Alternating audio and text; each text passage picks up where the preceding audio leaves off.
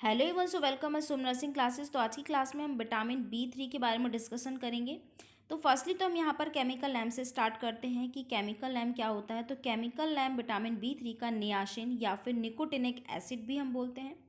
तो ये बहुत ही इंपॉर्टेंट है। यहाँ पर नियासिन दिया है लेकिन इसे निकोटिनिक एसिड भी बोलते हैं, कई बार एग्जाम में पूछ लिया जाता है।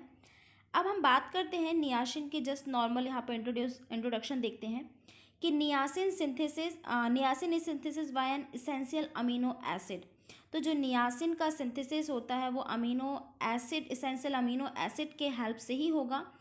नेक्स्ट हम यहाँ पर बात करते हैं कि ये जो सोर्सेज की हमने बात कर ली कि सोर्सेज क्या क्या होते हैं। तो हम यहाँ पर बात करते हैं peanut, chicken, brown rice, sweet potato, green peas and mushroom. तो ये हमारे मेन सोर्स हो जाते हैं। इसके अलावा हमें फ़िश भी देखने को मिलेगा या फिर हमें यहाँ पर ग्राउंड नट, मिल्क, ये सारे भी हमें सोर्स देखने को मिलते हैं। और मीट की बात करते हैं तो लिवर और किडनी में सबसे ज़्यादा यहाँ पर विटामिन बी 3 सबसे ज़्यादा यहाँ पर देखने को मिलेगा। और नेक्स्ट देखते हैं यहाँ पर जो नियासिन होता है पुअर सोर्स कौन सा होता है।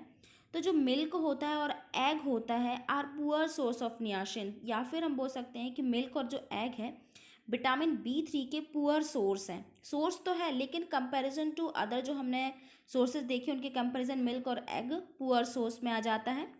अब डेली रिक्वायरमेंट की बात करते हैं कि डेली रिक्वायरमेंट कितनी होती है। तो 0 से 6 मंथ के लिए जो 2 mg पर डे, 7 से 12 के लिए 4 mg, 1 से 3 ईयर के लिए 6 mg एंड 4 से 8 ईयर के लिए 8 mg, 9 से 13 ईयर के लिए 12 mg पर डे होती है। नेक्स्ट हम मेल की बात करते हैं, फीमेल की बात करते हैं तो 16 mg per day and 14 mg per day.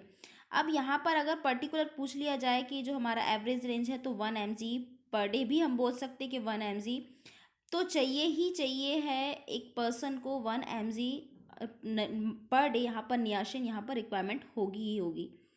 Next हम बात करते हैं कि इसके जो फंक्शन होंगे वो मेन फंक्शन क्या होंगे। तो इसका फंक्शन होगा यहाँ पर हम देखते हैं help over body to convert the nutrient in energy. जो भी हमारा नियासिन है वो एनर्जी के रूप में भी हेल्पफुल देखने को मिलेगा या फिर एनर्जी के रूप में भी देखने को मिलेगा। Help from repair of genetic material, ये हमारे जेनेटिक मटेरियल को इम्प्रूव करने में या फिर रिपेयर करने में भी हेल्पफुल होगा। Develop and maintain brain function, जो हमारा ब्रेन फंक्शन होगा उसके डेवलपमेंट के लिए भी हेल्पफुल होगा।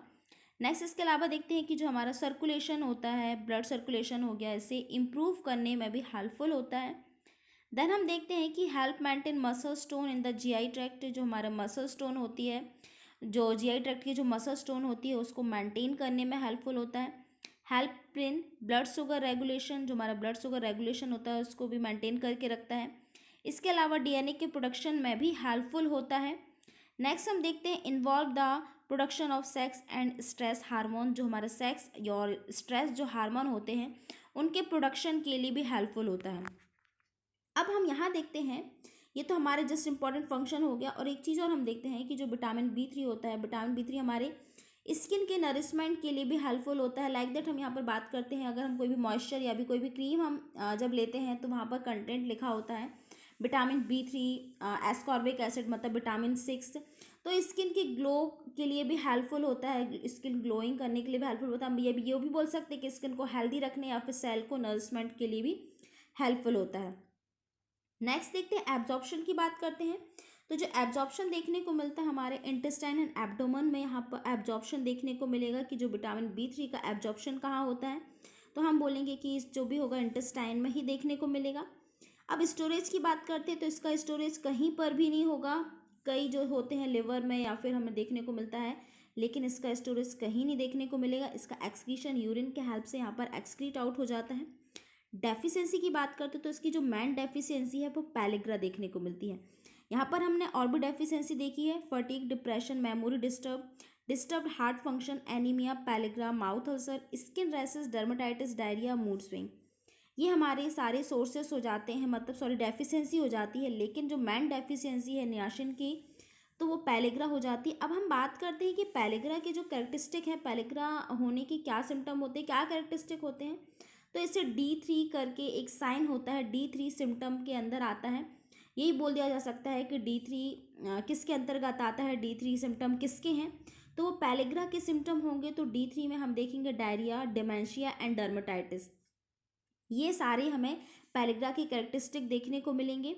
तो ये हमारा हो जाता है। कई बार एग्जाम में ऐसा पूछ भी लिया जाता है कि D3 जो है वो किसका सिम्टम है, किसके कैरेक्टरिस्टिक्स है, तो ये पैलिग्रा के कैरेक्टरिस्टिक्स हैं। नेक्स्ट हम बात करते हैं टॉक्सिसिटी की। तो टॉक्सिसिटी में हम देखते हैं एक्सेसिव स्वेटिंग होगी। टॉक्सिसिटी मतलब अगर इसे एक्सेस अमाउंट में ले लिया जाए, ब्लड विजन हो जाएगा, इम्पेयर्ड ग्लूकोज टॉलरेंस देखने को मिलेगा, लिवर डैमेज एंड हाइपर कोलेस्ट्रेमिया भी देखने को मिलेगा। कोलेस्ट्रॉल का लेवल हमारे बॉडी में बढ़ जाएगा। तो ये हमारा विटामिन B3 हो जाता है। नेक्स्ट हम यहाँ पर B5 की भी बात कर लेते हैं। विटामिन B5 तो इसे हम देखते हैं, इसे पेंटोथेनिक एसिड भी बोलते हैं। इसे पेंटोथेनिक एसिड के नाम से जाना जाता है। ये भी एक कोएंजाइम का पार्ट होता है, जैसा कोएंजाइम का काम करता है कोएंजाइम। और इसके अलावा हम देखते हैं कि ये हमारे जो हमारा क्रैब साइकिल है, क्रैब साइकिल के लिए भी हेल्पफुल होता है। हमने बायोकेमिस्ट्री पढ़ा था क्रैब साइकिल क्या होता है, तो क्रैब साइकिल के लिए भी B5 हेल्पफुल होता है। अब हम सोर्स की बात करते हैं। तो सोर्स जैसा कि हमने देख लिया यहाँ पर सीरियल्स, ऑर्गन मीट, बीफ और mushroom, avocado, nuts, seed, dairy milk, tomato, broccoli और इसके अलावा सनफ्लावर सीड, स्वीट पोटैटोज। तो ये हमारे यहाँ पर सोर्सेस हो जाते हैं। एब्जॉर्प्शन की बात करते हैं तो इनका जो एब्जॉर्प्शन होगा हमारे इंटेस्टाइनल सेल में होगा। यहाँ पर हमें देखने को मिलेगा sodium dependent active transport system के हेल्प से ही, जो एक्टिव ट्रांसपोर्ट भी हमने बायोकेमिस्ट्री में देखा था, तो एक्टिव ट्रांसपोर्ट के हेल्प से यहाँ पर एब्जॉर्प्शन देखने को मिलेगा विटामिन B5 का, वो भी इंटेस्टाइन की सेल्स में। नेक्स्ट हम देखते हैं डेली रिक्वायरमेंट। तो डेली रिक्वायरमेंट की बात करते हैं तो 6 मंथ में 1.7 mg पर डे, 7 से 12 मंथ 1 ईयर तक का 1.8 mg पर डे। इसके अलावा जो 1 से 3 ईयर का 2 mg पर डे हो जाता है। 4 से 8 ईयर का 3 mg पर डे, 9 से 13 year 4 mg per day and 14 से 18 5 mg। और 19 प्लस की बात करते हैं तो वही हमारा 4 से 5 mg पर डे देखने को मिलेगा। और प्रेगनेंसी लैक्टेशन में बढ़ जाता है तो 6 से 7 mg पर डे देखने को मिलता है। तो ये हमारी डेली रिक्वायरमेंट हो जाती है। अब हम बात करते हैं स्टोरेज। तो इसका स्टोरेज भी कहीं किसी भी बॉडी पार्ट में देखने को नहीं मिलेगा। इसका एक्सक्रीशन ही हमें स्वेटिंग या फिर यूरिन के हेल्प से देखने को मिलेगा। अब डेफिशिएंसी की बात करते हैं तो डेफिशिएंसी जो इसकी जो होगी, इंसोमिया होगा, fatigue, depression, irritability, vomiting, stomach pain, burning feet and upper respiratory infection. तो इसका जो मेन डेफिशिएंसी है बर्निंग फीट, जो फीट होगा या फिर फुट होगा उसमें बर्निंग सेंसेशन होगा, बर्न जैसा जलन होगी। इसके अलावा जो हमारे फुट के सोल है वहाँ पर पेनफुल सेंसेशन भी देखने को मिलेगा। और ये किस कारण से हो रहा है, पेरिफेरल न्यूरोपैथी या फिर मायोपैथी के कारण देखने को मिल सकता है हमारे विटामिन B5 की कमी से। तो ये हमारा मेन डेफिशिएंसी के अंदर आ जाता है। इसके अलावा B5 अगर यहाँ पर कम होता है या फिर डेफिशिएंसी होती है तो क्रॉनिक रीनल फेलियर के भी चांसेस हो सकते हैं।